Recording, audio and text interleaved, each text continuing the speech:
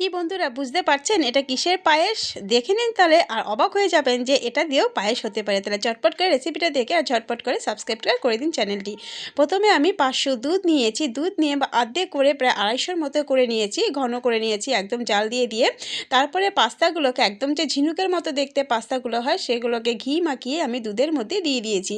অনেকক্ষণ বসে প্রায় 10 মিনিটের মধ্যে আমি নাড়াচাড়া করেছি। আর একভাবে কিন্তু নাড়াচাড়া করতে হবে, কারণ পাস্তা দেখবেন একটু সিদ্ধ হয়ে গেলে আঠা আঠা টাইপের হয়ে যায়, নিচে লেগে যাওয়ার সম্ভাবনা থাকে।